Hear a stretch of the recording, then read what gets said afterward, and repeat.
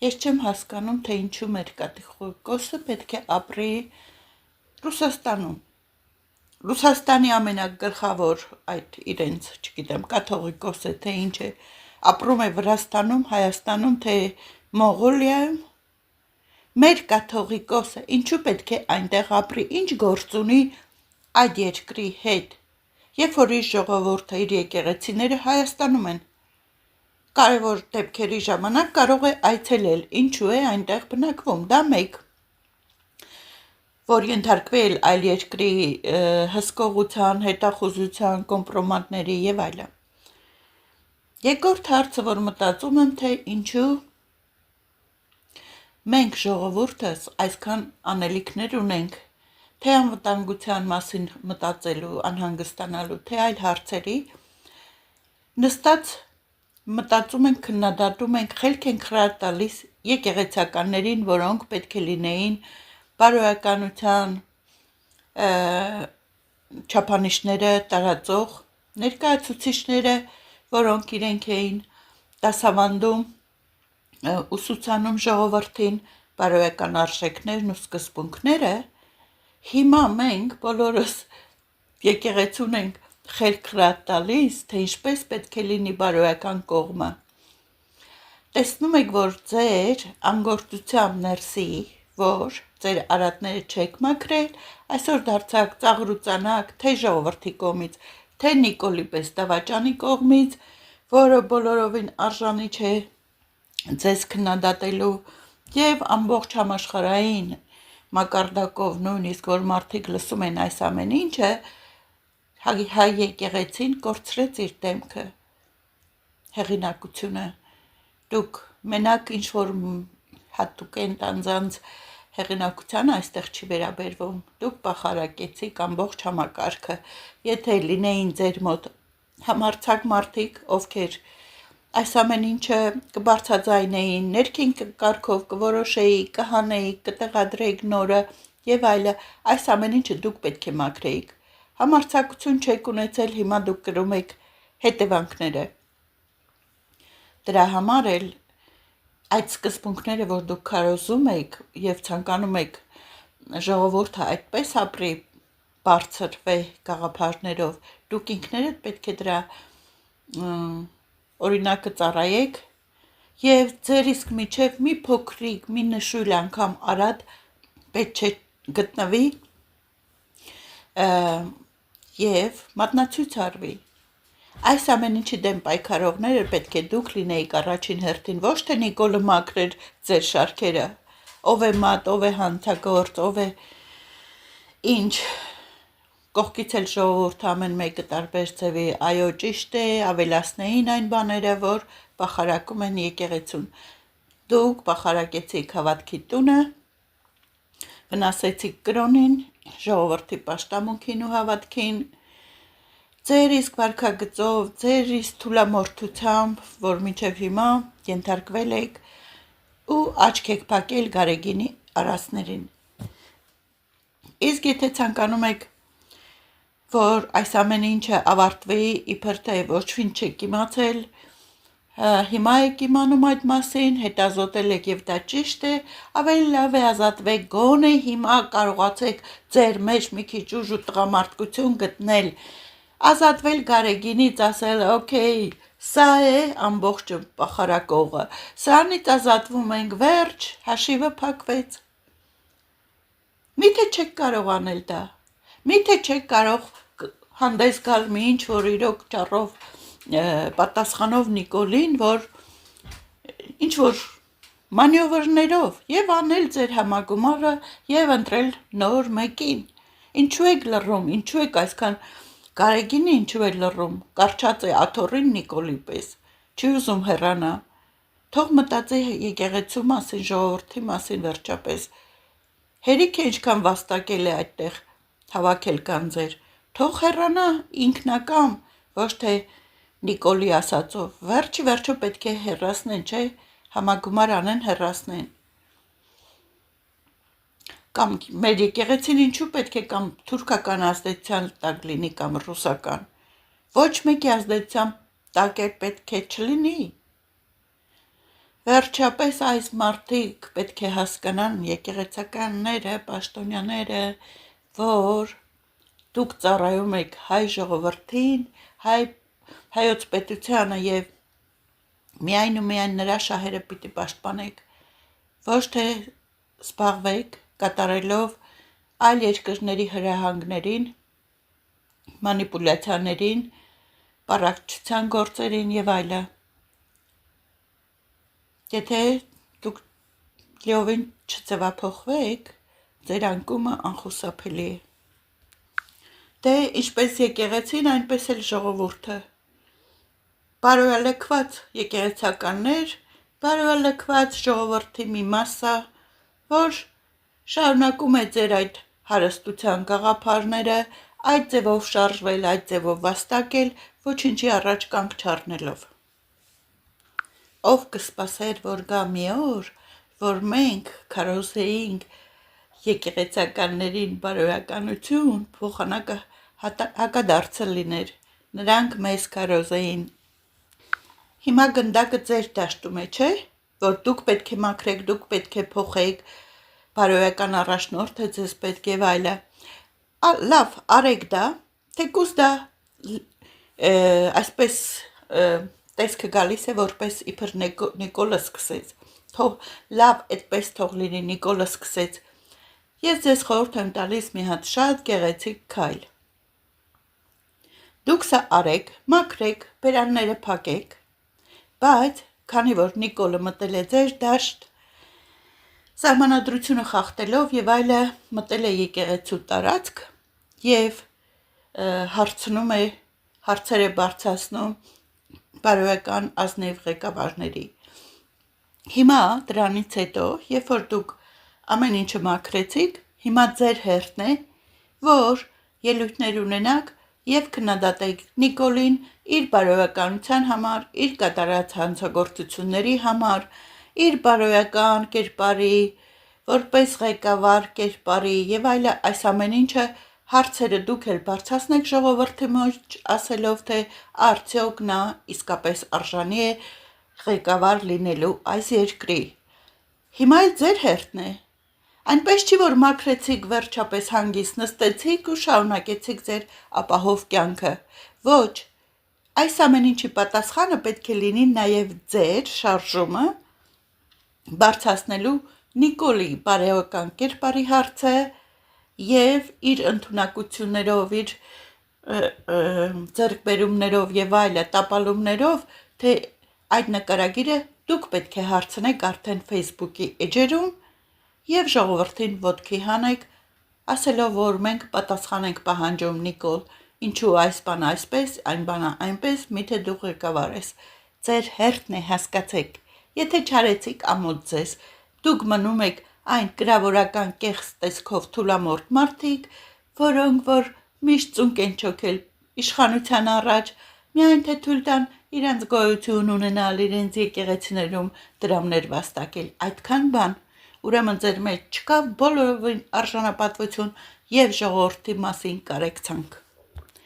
Ընդամենը մի Facebook օգտագործելով, գրառումներով կարողացավ ձեզ ոչնչացնել Նիկոլը։ Իսկ դուք ինչու չեք օգտագործում հենց այդ նույն Facebook-ը ձեր հարցադրումներով։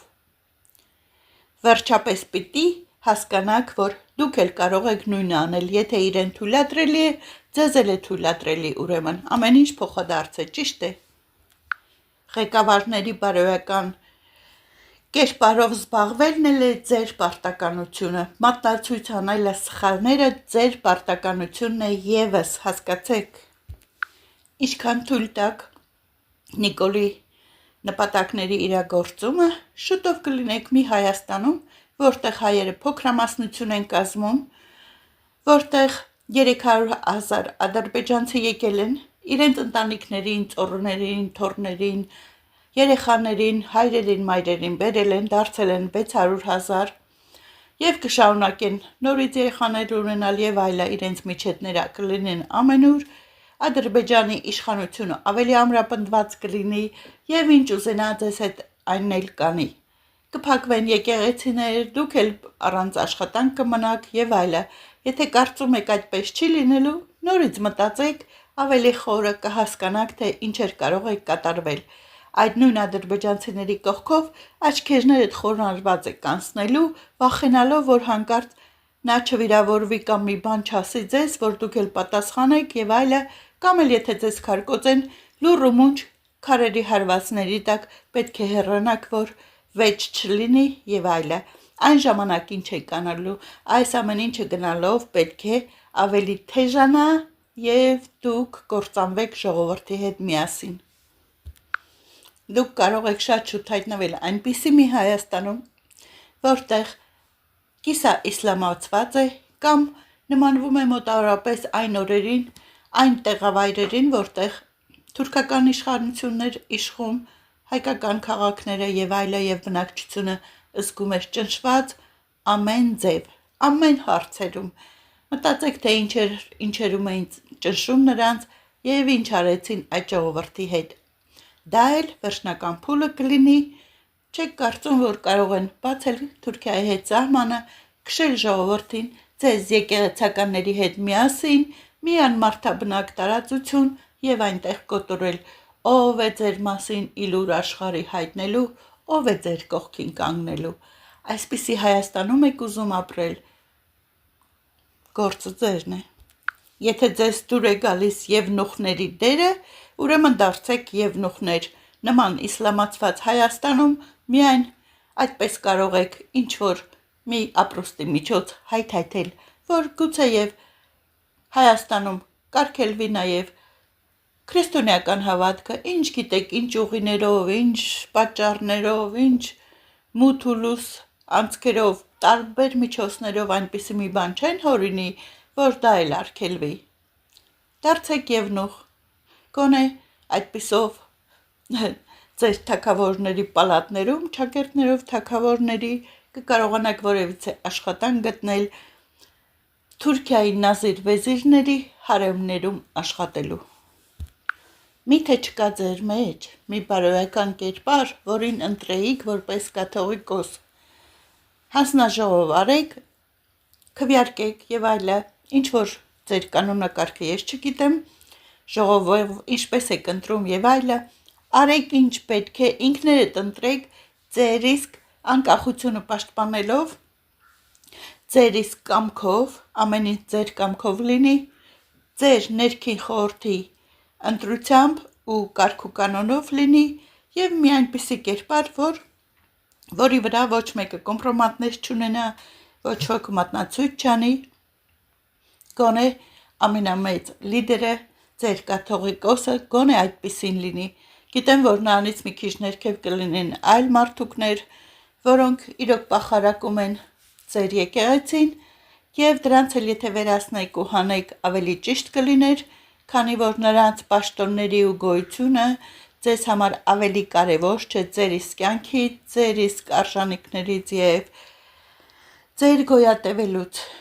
Մի քանի մարդու պատճառով մի պախարակեք ամբողջ եկեղեցու կերպարը։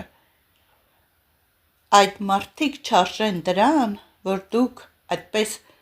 կուրսքները դեմ տալով պաշտպանում եք եւ ապահովում նրանց գոյությունը ձեր շարքերում։ Ինչպես տեսնում եք, այս ամենը կարող է հանգեցնել ավելի մեծ աղետների, նույնատիպ խոսակցությունների եւ դրան վերջ չի լինելու։ Մի անգամ կոմենտի մեջ մեկը գրել էր, որ ժողովրդի 60-70%-ը շատ անտարբեր է բոլոր քաղաքական հարցերին, շատ պետքները չէ եւ այլը։ Նրանք չեն ըմբռնում այս ամեն ինչը մենք խոսում ենք եւ իմ լսարանը եւ այլը մյուս բլոգերների լսարանները, ովքեր հասկանում են ամեն ինչ, պայքարում են եւ այլը, նման չեն այդ մարդկանց եւ իսկ եթե դա ճիշտ է, դա նշանակում է, որ շատ շուտով, եթե երրորդ անգամ ընտրվեց Փաշինյանը, դա լինելու է Հայաստանի վերջնական կործանումը,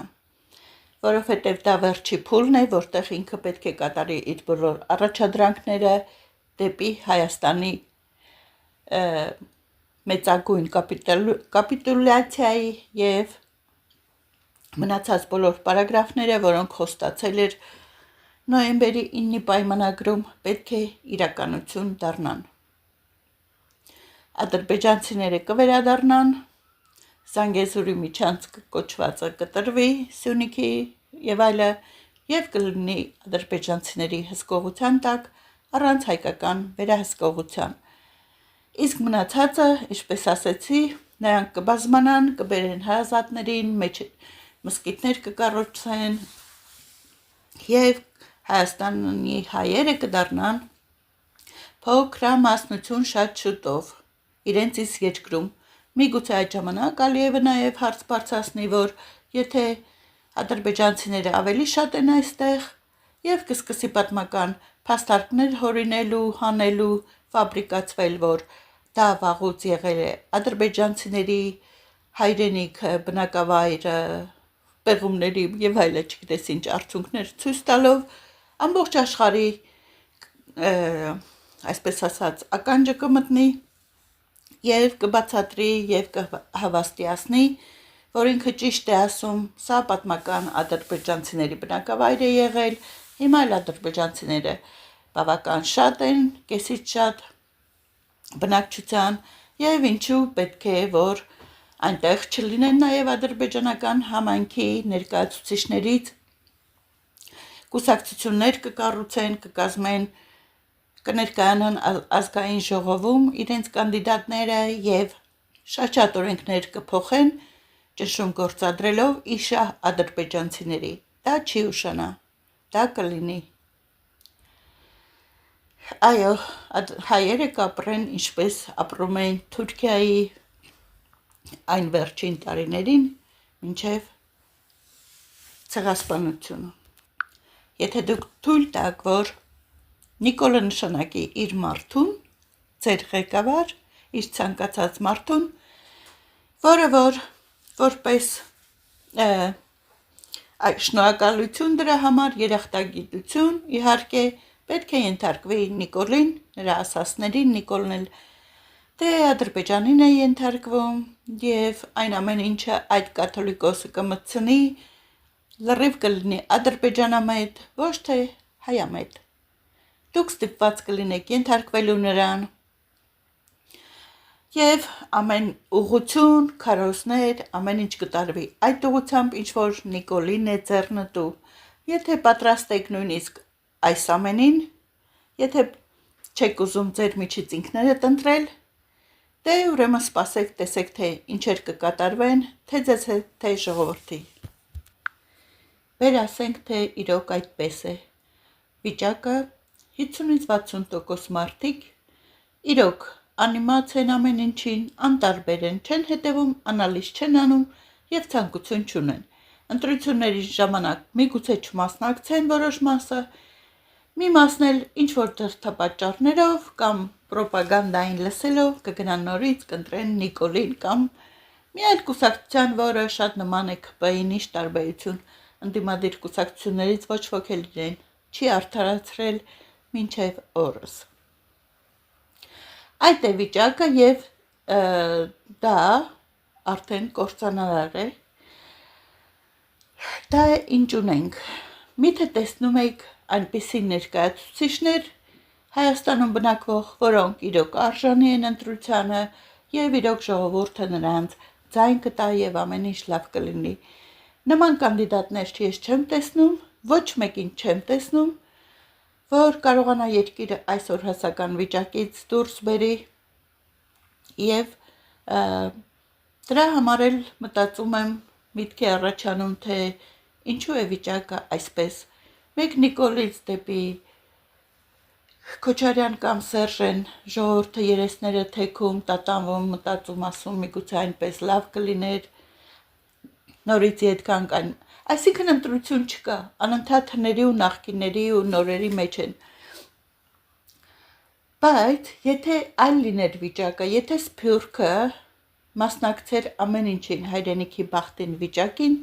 դրությունը այլ կլիներ, դրա համար էլ երևի չեն թույլատրել Սփյուռքից ներկայացուցիչներ, կազմակերպություններ, թե ինչ, պատճառաբանելով, թե կարող են այլ երկրի ագենդաներին ծառայել, թե չէ Հայաստանում չկան կուսակցություններ, որ այլ երկրի ագենդաներին են ծառայում, այլ երկրի ագենտներ են և այդ հրամաններն են կատարում, ինչ տարբերություն Հայաստանում լինեն անեն նույն բանը, թե Սփյուռքից եկած լինեն, բայց տարբերությունը այն է, որ Սփյուռքի մարդիկ ավելի շատ իրազեկված են և այլը կյանքը տեսած և ապրած եվրոպական ստանդարտներով կամ Ամերիկայում կամ մի խոսքով գրքերից չեն սովորել այն իդեալները, որոնք դասավանդվում են, մարդիկ կարդում են և ասում այսպես պետք է լինի։ Իրենց կյանքի փորձով ամեն ինչը անցել են, տեսել են իրենց աչքում, առօրյայում և որոշել են, թե ինչն է ճիշտ, ինչն է սխալ։ Նման մարդիկ իհարկե պետք է չընտրվեն, այսպես ասած, պատահականորեն, և ինձ թվում է Սփյուռքն էլ Սփյուռքի հայերը իր խելքն ունի, իր հասկացողությունն ունի, թե ինչպես ընտրել կանդիդատներին, անցկացնելով բոլոր ընդունակությունները և այլի սկրինինգը, ստուգումները և որոշելու թե ով կլինի լավ կանդիդատ և կազմակերպի ինչ-որ ես չգիտեմ ինչ օրգանիզացիա կուսակցություն կլինի, թե ինչ, բայց մասնակցի Հայաստանի կյանքին։ Ինչպես է, որ ասում եք, Սփյուռքը չօգնեց, Սփյուռքը գնաց այս արավ, Սփյուռքը ասեց այս բանը, Սփյուռքը ասեց Բայդենին սա, անընդհատ Սփյուռքին եք նայում, թե ինչ ասեց, ինչ արեց, բայց Սփյուռքը չխառնվի հանկարծ քաղաքական գործերին Հայաստանում։ Այդ ինչպես է, երբ որ հայրենիքը օգնության կարիք ունի, Սփյուռքին են ուղղվում աչքերը, թե ինչու չի օգնում կամ ինչ է անում։ Իսկ երբ որ նույն հայրենիքին է վերաբերվում ամեն ինչ, նորից չխառնվես, հանկարծ չմասնակցես կամ չաշխատես որևիցե փոփոխություն մտցնել։ Ինչու է դա։ Հայրենիքը բոլորինս է, շատերս ենք ունենք հայկական անձնագիր և միթե մեզ անտարբեր է և կարևոր չէ, թե մեր երկիրը գոյություն կունենա, թե չէ, թե մեր ժողովուրդը ինչպես կապրի, ինչու, եթե Սփյուռքում ենք ապրում, ուրեմն դա մեզ համար նշանակություն չունի, ունի 100 անգամ, միլիոն անգամ ավել, և կարծում եմ այդպես է միլիոնավոր հայերի համար։ Դուք պատկերացրեք, եթե մի հատ այսպիսի մեծ շարժում պրոգրամա սկսվեր, որ Սփյուռքը մասնակցեր Հայաստանի նորացմանը, այդ տեխնոլոգները, ինժեներները, առողջապահության բնագավառում մասնագետները, գիտության բնագավառում և այլը, այս բոլոր ամենալավ կանդիդատները, որ մասնակցեին, ղեկավարեին Հայաստանի նորաձև ամեն ինչին, կարգուկանոնին, ամենքը իրենց բնագավառում, իրենց կյանքի փորձով վաստակած Սփյուռքում, Եվրոպայի ստանդարտներով, ամեն ինչը հասկանալով, օրենքները, ռեգուլյացիաները, ամեն ինչը, կարգուկանոնը, անվտանգությունը, ամենալավ մասնագետները գային ու մասնակցեին։ Կասեք, թե բայց ինչի պետք է նրանք գան, այստեղ աշխատավարձերը ցածր են։ Բայց եթե մի հատ ամբողջ այդպիսի շարժում սկսվեր, որ բոլորը ցանկանային Հայաստանին վերհանել, կանգնեցնել իր ոտքերի վրա մի քանի տարով արձակուրդ իրենց աշխատանքից, միգուցե որ կարողանային այնպիսի ստանդարտներ ստեղծել և այնպիսի կյանք, որը իրենց էլ դուր գար և ցանկանային մշտական ապրել։ Դրա համար ես հարց եմ բարձրացնում, եթե ամեն բնագավառում տեսնում ենք այդքան կաշառակերներ, մասնագիտությանը չհամապատասխանող մարդիկ, թեկուզ և ունեն դիպլոմները այդ մասնագիտության, բայց ոչ մի գաղափար չունեն ամեն ինչից, երկիրը տանում են կործանման ամեն մեկը իր բնագավառում։ Դրա համար ես կարծում եմ Հայաստանի այսօր հասական վիճակում Սփյուռքի ազդեցությունը, ներգործությունը և մասնակցությունը ուղղակի պարտադիր է, եթե պետք է Հայաստանը ապրի։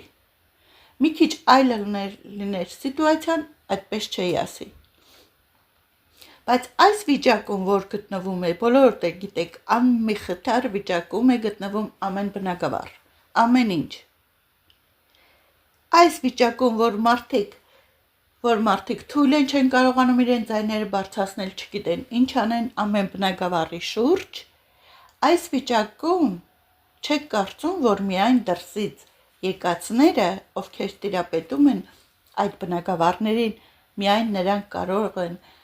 ամբողջ հին սխալները ճշտել և ամեն ինչ ունի մեջ գցել։ Դուք չեք կարծում, որ դրա կարիքը ոչ թե կա, այլ ուղղակի օդի ջրի պես պետք է։ Թե չէ Հայաստանը չի գոյատևի այսպես։ Ամեն բնակավարում չհամապատասխանող մարդիկ դա ուղիղ ձևն է երկիրը կործանման տանելու։ Եթե դուք նշանակեք, օրինակ, առողջության մինիստր մի որևիցե, ինչ ասեմ, ինչի ուսուցչի, ձեռքի աշխատանքի ուսուցչի, ինչ եք կարծում այդ բնակավարը կծաղկի, օրենքները այնտեղ ամեն ինչը կլավանան մարդկանց համար, թե կկործանվի։ Ամեն ինչում այսպես է, և մասնագետները չկան, կարգին մասնագետներ չկան, այո, դիպլոմները գնաց մասնագետները ում են պետք։ Մենակ այդ դիպլոմի կողը ցույց տալով, որ ես մասնագետ եմ, դա բավական չէ։ Իսկ Սփյուռքի նույն մասնագետը, որ ունի տասնյակ տարիների փորձ, կամ գոնե մի 5-10 տարի փորձ, դուք կարող եք համեմատել այն մարդու հետ, որ ստացել է դիպլոմ Հայաստանում փողով և աշխատանքային մեծ փորձ չունի, ոչ էլ կարող է ընդօրինակել այլ երկրների փորձերը, ուղղակի կիրառել իր բնակավարում։ Ես այսպես եմ կարծում։ Դրա համար էլ երևի Հայաստանի կառավարությունը թույլ չի տվել Սփյուռքը մասնակցի երկրի կառավարման գործում, հասկանալով, որ այս մասսան ժեխերի ավելի հեշտ է կառավարել այսպես, ինչպես կա, քան թե գան խելացի մարդիկ և միջամտեն ամեն գործողությանը, ամեն քվեարկությանը, ամեն օրենքների կիրառմանը, երբ որ տեսնում են դա վնաս է, դեմ կանգնեն, քվեարկեն ոչ և այլը։ Իհարկե, դրա համար էլ պիտի թույլ չտար։ Թույլ չտար։ Այս մակարդակի երկրում ժողովրդի այսպես հեշտ է կառավարելը, ինչու թույլ տալ, հասկացող մարդիկ գան, մասնակցեն և ընդդիմանան։ Իսկական ընդդիմությունը դուք այդ ժամանակ կտեսնեիք։ Ժողովուրդ, միթե կարծում եք այս 10-15 միլիոն մարդկանց մեջ, որոնք հայերի դրսում են, ամեն բնակավարի համար չկան մասնագետներ։ Եթե 2 միլիոնանոց Հայաստանում կան ամեն բնակավարի համար ճակերտավոր մասնագետներ, որ բավարարեն այդ հաստիկների համար, այդ հաստատությունում, բայց չեք կարծում, որ 15 միլիոնի մեջ էլ կգտնվեն մարդիկ ամեն բնակավարում, գոնե ղեկավարելու, 1-2 հոգի ղեկավարելու, սովորեցնելու, մնացածները թող տեղացի լինեն։ Միակ լուծումը ես տեսնում եմ դրա մեջ։ Մինչև Սփյուռքը չմասնակցի այս ամեն ինչին, Հայաստանը կործանված է։ Այս պահին չկա ոչ մի կարգին լիդեր, ոչ մի կուսակցություն, որ դուրս բերի Հայաստանը այս վիճակից։ Ինչքան ուզում ենք փնտրենք աչքերով, այստեղ նայենք այնտեղ, տեսնում ենք, որ սա չի արժանի, նա չի արժանի, այս մեկը այս է, այն մեկը այն է, ամենքին մի բան պակաս է, 10 բան պակաս է, և հասկանում ես, մի քանի ընդունակություն այս մարդը ունի, բայց 10-ը չունի։ Մի խոսքով, մինչև իրոք Սփյուռքի մասնագետների, կազմակերպությունների վճռական որոշումը չլինի, որ ոտքը դնի Հայաստանի մեջ և ասի այսպես է, մենք եկել ենք փրկելու, վերանորոգելու, վերակազմակերպելու, այս վճռական որոշումը եթե չեղավ Սփյուռքի կողմից, Հայաստանը իր ուժերով, ժողովրդի այս խավարի մակարդակի ուժերով դժվար թե կարողանա ապահովել պայծառ ապագան, որ երազում են։ Անընդհատ փնտրում են մեկ լիդերի, որ գա ու հրաշքով փրկի։ այդ լիդերը ուր է։ Ես չեմ տեսնում այս պահին Հայաստանում։ Եվ հրաշքներ սպասենք, որ երկնքից հանկարծ կընկնի մինչև 2026 թիվը, իհարկե հասկանում եք, որ դա էլ անհնարին է։ Ահա եւ իմ մտորումները, որ ցանկացա ձեզ հետ կիսել։